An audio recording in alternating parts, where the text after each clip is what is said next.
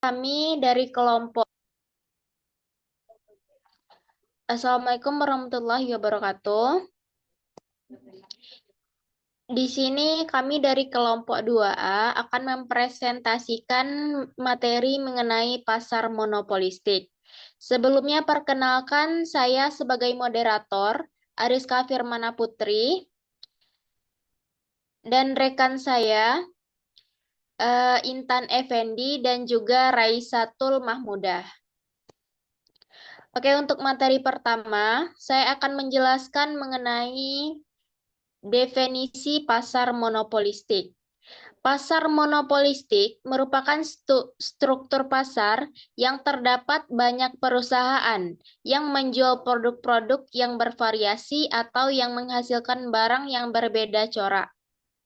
Misalnya, produk sampo walaupun fungsi sampo sama untuk membersihkan rambut, tetapi setiap produk sampo yang dihasilkan oleh masing-masing produsen memiliki ciri khusus, misalnya aroma, warna, dan juga kemasan.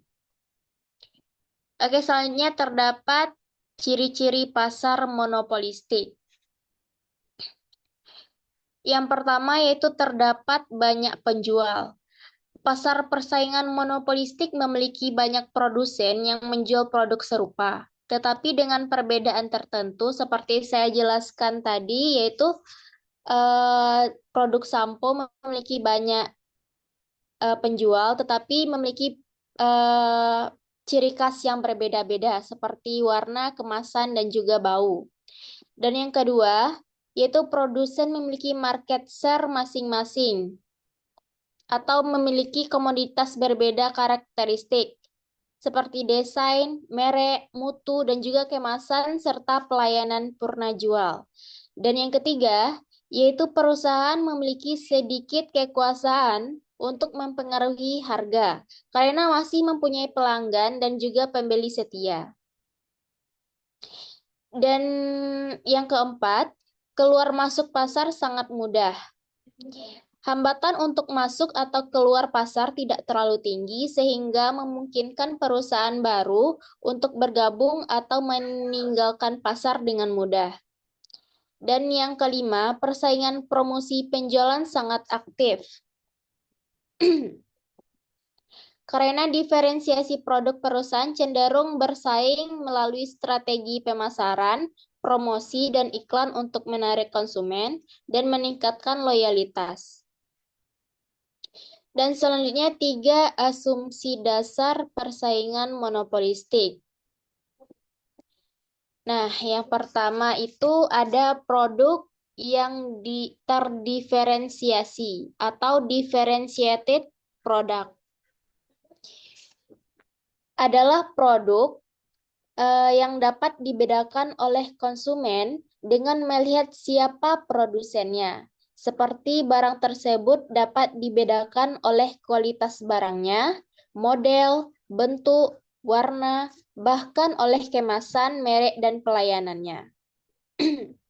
Dan yang kedua yaitu jumlah perusahaan banyak dalam industri atau large number of firms. Jumlah perusahaan atau produsen dalam pasar persaingan monopolistik banyak, sehingga menyebabkan keputusan perusahaan tentang harga dan output tidak perlu harus memperhitungkan reaksi perusahaan lain dalam industri. Dan yang ketiga, yaitu bebas masuk dan keluar pasar atau free entry and exit. Laba supernormal yang dinikmat perusahaan atau exiting firms mengundang perusahaan pendatang untuk memasuki industri. Jika mereka mampu bertahan dalam jangka panjang dapat mengalahkan perusahaan yang lain, tetapi jika kalah mereka harus keluar agar kerugian tidak menjadi lebih besar. Sama halnya dalam pasar persaingan sempurna, dalam pasar persaingan monopolistik proses keluar masuk akan terhenti bila semua perusahaan hanya memperoleh laba normal. Oke, selanjutnya materi mengenai corak dasar pasar monopolistik akan dijelaskan oleh Intan. Kepada rekan saya Intan dipersilahkan. Baiklah, saya akan menjelaskan mengenai corak dasar pasar monopolistik.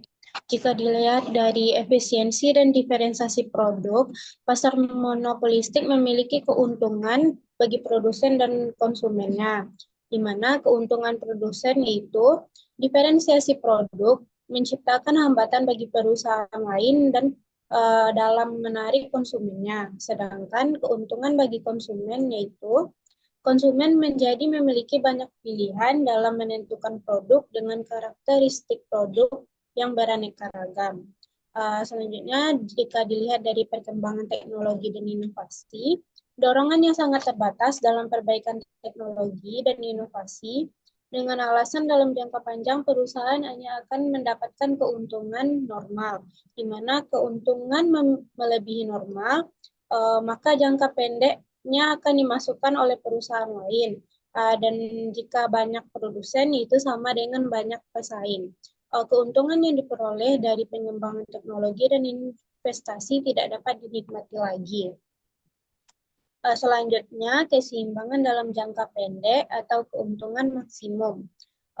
Bisa dilihat dari PPT yang tertera, sudah ada di sana kurva penjualan memperoleh profit atau maksimalisasi profit, di mana pada kurva ini menunjukkan perusahaan mendapatkan keuntungan atas penjualan produk dengan harga sebesar P1 dan kuantitas sebesar P1, di mana produsen yang mendapatkan keuntungan maksimum terjadi ketika pendapatan marginal sama dengan biaya marginal atau MR sama dengan MC, dan harga lebih besar dari biaya rata-rata atau P besar dari AC, sehingga tingkat keuntungannya berada dalam area titik P1, titik A, titik B, dan titik C. Kondisi ini tidak akan bertahan lama, karena ketika perusahaan menghasilkan keuntungan, maka perusahaan harus mendorong untuk memasuki pasar. Masuknya perusahaan baru ini akan meningkatkan jumlah output yang dapat dipilih oleh konsumen sehingga mengurangi jumlah permintaan untuk masing-masing perusahaan yang sudah ada. Oleh karena itu, kurva permintaannya bergeser ke kiri bawah yang menyebabkan tingkat keuntungan yang didapat menjadi menurun. Selanjutnya, keseimbangan dalam jangka pendek atau kerugian minimum. Dapat dilihat dari kurva yang sudah tertera, yaitu penjualan mengalami kerugian atau minimalisasi kerugian.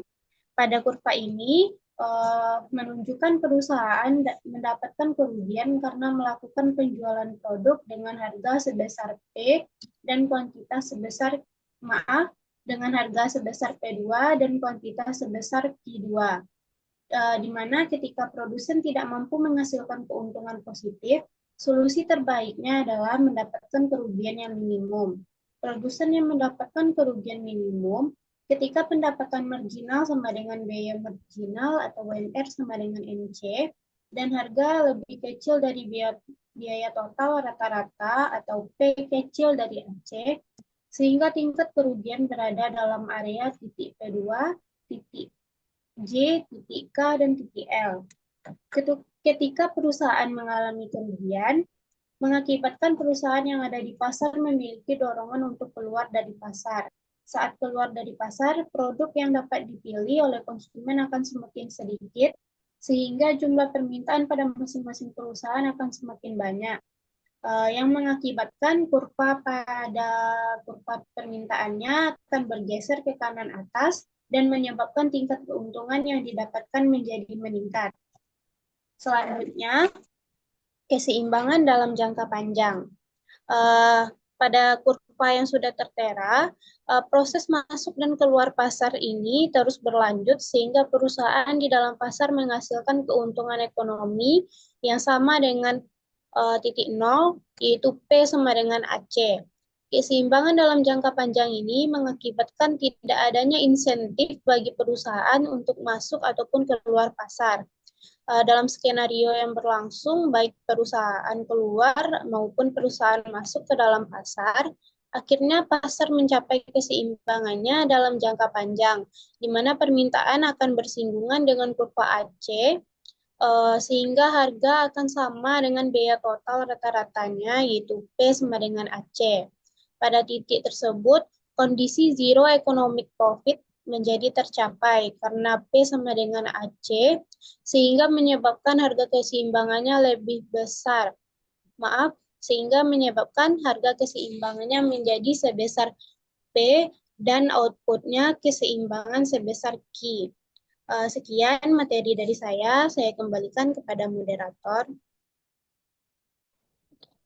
Oke, materi selanjutnya mengenai kompetisi monopolistik dengan kompeten akan dijelaskan oleh Raisa. Kepada rekan saya Raisa, dipersilahkan. Terima kasih kesempatan yang telah diberikan oleh moderator. Baiklah, topik yang akan saya jelaskan pada kali ini yaitu kompetisi pasar monopolistik dengan kompetisi pasar persaingan sempurna. Dapat dilihat dari kurva, titik F merupakan skala efisiensi yang dimana kondisi menggambarkan biaya total rata-rata atau AC berada dalam kondisi yang minimal. Pada pasar persaingan sempurna, keseimbangan jangka panjang tercapai pada titik skala efisiensi, yakni ketika kuantitas output yang dijual sebesar Qx sama dengan titik skala efisiensinya, yaitu F. Sedangkan dalam pasar persaingan monopolistik, keseimbangan jangka panjang terjadi bukan di titik skala efisiensinya, melainkan saat harga P lebih tinggi daripada biaya marginalnya atau MC. Akibatnya terjadi gap antara output yang dijual yang lebih rendah dibandingkan dengan skala efisiensinya. Jadi selisih antara output yang dijual atau QE dan F ini disebut sebagai kapasitas lebih atau excess supply. Sehingga penjual memiliki alternatif untuk berproduksi di titik F. Namun demikian, karena harus menurunkan harga jual, hal ini mengurangi tingkat keuntungan yang didapat. Maka penjual lebih memilih opsi untuk membiarkan adanya kapasitas lebih atau excess supply daripada mengurangi tingkat keuntungan yang didapatkannya. Selanjutnya, hubungan antara P dengan marginal cost atau MC. Pada pasar persaingan sempurna, keseimbangan jangka panjang terjadi ketika P sama dengan MC. Hal ini menunjukkan bahwa penjual tidak memiliki daya tawar untuk menentukan harga output di pasar, sehingga penjual tidak mempermasalahkan berapapun jumlah output yang akan terjual, karena tidak akan menambah keuntungan. Sedangkan dalam pasar persaingan monopolistik, keseimbangan jangka panjang tercapai pada saat MC lebih besar daripada, maaf, pada pasar persaingan monopolistik, keseimbangan jangka panjang itu tercapai pada saat P lebih besar daripada MC. Hal ini menunjukkan bahwa penjual memiliki daya tawar untuk menentukan harga output di pasar. Penjual berusaha untuk menjual lebih banyak output dengan demikian terjadi peningkatan keuntungan bagi penjual. Nah, selanjutnya penentuan permintaan monopolistik. Aspek monopoli dari kurva itu terlihat aspek monopoli terdiri dari keseimbangan persaingan monopolistik dalam jangka pendek. Dalam kurva permintaan yang D1 dan kurva biaya marginal yang MR1, output output optimumnya itu sebesar Q1. Pada titik ini akan diperoleh perpotongan antara MR1 sama dengan MC1, sehingga tingkat keuntungannya akan berada pada area P1, L, M, dan AC1. Keuntungan ini mungkin bisa diasumsikan sebagai hasil pengenalan suatu produk baru karena pada awal pengenalan produk itu tuh permintaan sedang tinggi-tingginya. Seiring waktu, persaingan akan terangsang dengan adanya laba monopoli dalam jangka pendek, sehingga banyak perusahaan baru yang masuk ke dalam pasar. Akibatnya tuh aspek persaingan ini akan tergambar pada keseimbangan pasar persaingan monopolistik jangka panjang. Jika semakin banyak perusahaan yang masuk ke pasar dan menawarkan barang substitusi yang sangat dekat, maka market share-nya akan menurun. Hal ini berarti permintaannya tuh akan bergeser dari D1 kepada D2 dan biaya marginalnya akan turun pula dari MC1 kepada MC2. Dan kondisi ini menghasilkan perpotongan MR2 sama dengan MC2 dengan output optimalnya sebesar Q2. Dan harga akan sama dengan biaya total rata-rata yaitu P sama dengan AC. maka laba ekonomis yang didapat itu sama dengan nol. Nah, jika semakin banyak perusahaan yang masuk ke dalam pasar dan menawarkan barang substitusi yang persis sama, maka kurva permintaan itu akan berubah dari D2 ke D1 mendekati kondisi pasar persaingan sempurna. Output optimumnya itu akan bergeser akan sebesar Q3. Lalu topik selanjutnya tuh pendapat pro kontra terkait iklan. Terdapat beberapa pro kontra terkait iklan pada pasar monopolistik. Yang pertama itu adalah pro. Eh, Pro itu tuh pengiklanan membantu konsumen dalam membuat keputusan yang lebih baik di dalam menentukan jenis barang yang ingin dibelinya. Iklan akan menggalakkan kegiatan untuk memperbaiki mutu suatu barang. Yang ketiga, iklan membantu membiayai perusahaan komunikasi massa seperti radio, televisi, surat kabar, dan majalah. Yang keempat, iklan ini menaikkan kesempatan kerja. Lalu terkait kontra, ada beberapa kontra, yaitu promosi secara iklan itu adalah sebuah penghamburan. Terus iklan tidak selalu memberi informasi yang betul. Iklan bukanlah suatu cara yang efektif untuk menambah jumlah pekerjaan dalam perekonomian. Dan yang terakhir, iklan dapat menjadi penghambat bagi suatu perusahaan. Lalu plus minus terkait pasar monopolistik. Nah, pasar monopolistik ini memiliki kelebihan yang diantaranya banyaknya produsen di pasar memberikan keuntungan bagi konsumen untuk dapat memilih produk yang terbaik baginya. Yang kedua, kebebasan keluar masuk bagi produsen mendorong produsen untuk selalu melakukan inovasi dalam produknya. Diferensiasi produk mendorong konsumen untuk selektif dan dalam menentukan produk dan loyal terhadap produk yang ingin dipilihnya. Yang terakhir itu kelebihan daripada pasar monopolistik, pasar ini mudah dijumpai oleh konsumen karena sebagian besar kebutuhan sehari-hari ada pada pasar monopolistik. Nah, kekurangan pasar monopolistik itu ada pada tingkat persaingannya itu tinggi, sehingga produsen yang tidak memiliki modal dan pengalaman yang cukup akan cepat keluar atau mundur dari pasar ini. Dibutuhkan modal yang cukup besar untuk masuk ke dalam pasar monopolistik. Lalu terdapat kemungkinan terjadinya pemborosan biaya produksi bila dibandingkan dengan pasar persaingan sempurna. Kurang efisien bagi perusahaan kecil menyebabkan harga barang yang dibayar konsumen itu akan semakin kecil. Baiklah, sekian materi yang dapat saya sampaikan. Saya kembalikan kepada moderator. Oke, sekian dari presentasi yang kami sampaikan. Jika ada pertanyaan, teman-teman bisa tanyakan di forum yang telah disediakan.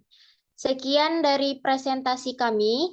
Kalau ada kata-kata yang salah, mohon dimaafkan. Wabillahi taufiq wal hidayah. Assalamualaikum warahmatullahi wabarakatuh.